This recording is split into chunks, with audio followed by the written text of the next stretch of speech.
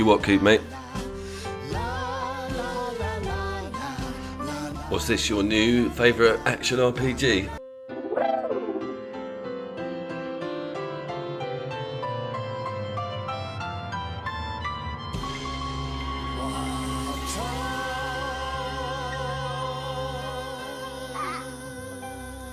What are you doing to us, Coop? What are you doing to us? What's this? That's a plant, there's a rock. Man, you really have gone. Hang on, it's from last year, it's recent. And this is full-blown couch co-op. And look in the corner of the screen. See that white X? Bang. Other person straight. That's how you do integration. No screen change, no nothing, no menu, no. That's how Nintendo do it. This is on the PlayStation 4.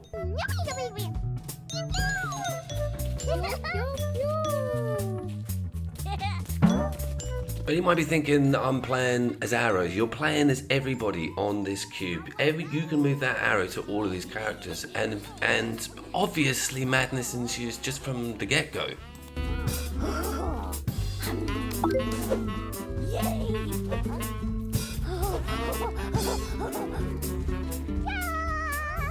Don't ask me. Don't ask me because I don't know. Every minute that went past in this game, surprises were just jumping out of everything. Like the way that it presents the universe to you and then expands on that is unreal. It's amazing. Little Big Planets in here, you know, with its creativity, also with its colours.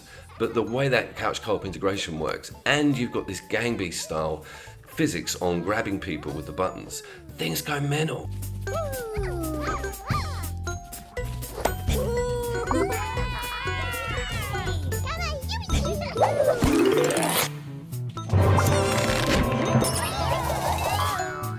Now there's pedigree here with this game. This is made by the guy that did the rolling ball collect everything game that came out a long time. You can tell I'm into gaming journalism with that explanation. The name escapes me, it begins with a K, it's quite lengthy, but the game did very well, made a big name for itself. It had gorgeous physics, and there's some stuff I'm noticing from that here. There's some depth with collecting all these different animals or creatures or whatever they are. It's not just a two-dimensional game by any stretch. It is obviously extremely family friendly though. From the moment you step into this universe, it does hold your proverbial hand, but at the same time you're given an amount of freedom that's daunting at the beginning, because you can take this arrow anywhere you want. So you're presented with problems where you need to include everybody, like this particular Ring Rosie situation. I noticed their little pebble is left out, so we had to logistically deal with that, which wasn't simple.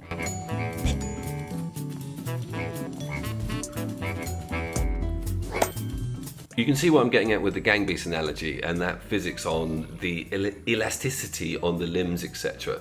But given a bit of time, this game starts going really next level crazy. Like the makers of this game are pulling the craziness out from everywhere. Is there substance? Yes. This is not just a pointless sandbox environment where nothing leads to nothing. Different people are introduced and they have different roles, and certain things can metamorphosize if they're put through certain other things. There is some common sense here, but it's in a mad crazy world, and it's also got story attachment. There is a good versus evil thing going on in the background as well.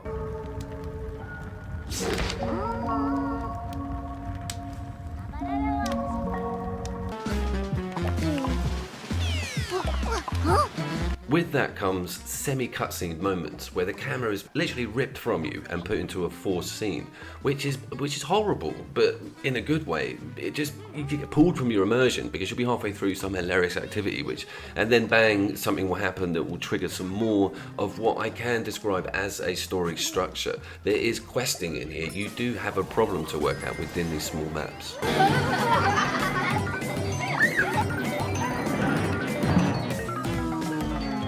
The camera is also handled interestingly because it's rested on the R button, the R2 buttons with both the controllers. So someone you can wrestle them if you want, but it's something that you're not too worried about, and if it's needed, someone will rotate it.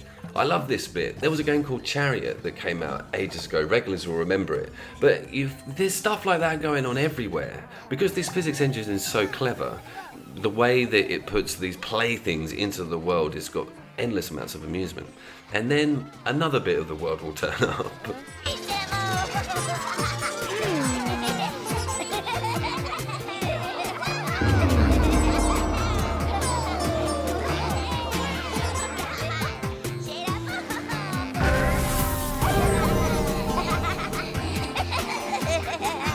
You saw it said welcome back. Everything's welcome back. All the quests, when you release something or some character, they're all welcome back. It's got this almost don't hug me, I'm scared thing going on, with a slightly darker end to the story. Nothing you need to worry about, but if you're an adult and you're playing this, you know that there's more to the surface area.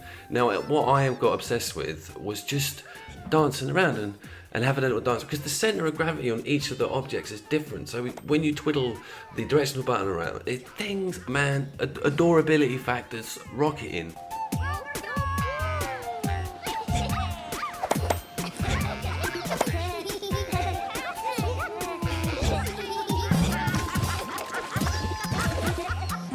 I bet just watching this and hearing that laughter and seeing these colours is just peeling away the stress. That's how I felt. Imagine how you feel when you're playing it. It's that's what it is. It's like a huge stress ball. But there is a game in here, and it's a great one. There's all kinds of stuff to unlock, and there's all these different numbers and figures. When you save the game, it's like population and all these percentages of what you did, and finding out a new chunk of the world, which can also be controlled and moved around. I don't want to get to mid or late game mechanics on this, because there's just massive spoiler territory. This is kind of early, but the squid people turned up. I mean, Jesus.